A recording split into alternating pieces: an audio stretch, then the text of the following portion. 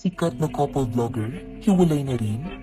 Viral at usap-usapan ngayon sa social media ang couple vlogger na sina Jamie Bautista at Anthony Ludones dahil sa mga ibinabahagi nilang post sa kani-kanilang Facebook accounts. Marahil ay isa ka sa tagapagsubaybay ng mga vlogs ng couple vlogger na sina Jamie at Anthony.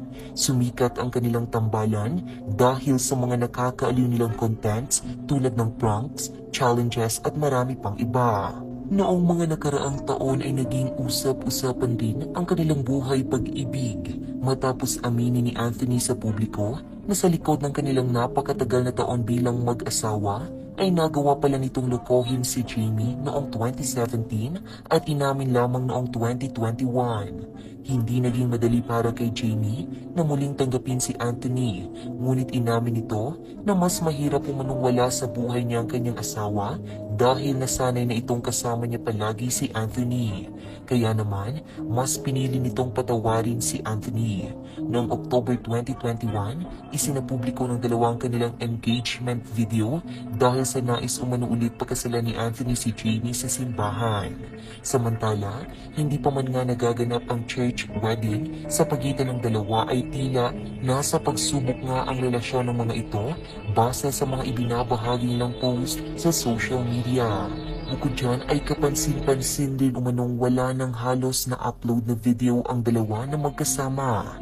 Kaya naman marami ang napapaisip na marahil ay humaharap sa problema sina Jamie at Anthony. Ang ilan naman ay nakapagsabi na marahil ay hiwalay na raw ang dalawa. Sa Facebook post kasi ni Jamie kahapon February 24 ay naging palaisipan para sa marami ang nais nitong iparating. Aniya, not all stories have happy ending. Wala mang ibang detalye ang ibinahagi ang vlogger, agad naman itong inulan ng mga komentong may kaugnayan sa kanyang buhay pag-ibig. Bumuhos rin ang mga labis na nag-alala sa vlogger at relasyon nila ni Anthony. Samantala si Anthony naman ay sunod-sunod rin ang pagbabahagi ng mga cryptic post na may malungkot na kahulugan. Some things have to end for better things to begin. We can't skip the hard part because it's gonna help us grow. Sometimes, all you can do is keep your head up, stay strong, let go, and move on. Maraming netizens nga ang nag-aalala para sa kalagayan ng relasyon ni Jamie at Anthony.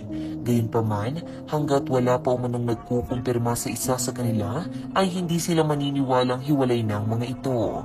May ilan namang nagkapagsabi na marahil ay nagpapabango lamang ng kanilang pangalan sa social media ang dalawa upang muling maging matunog at pag-usapan.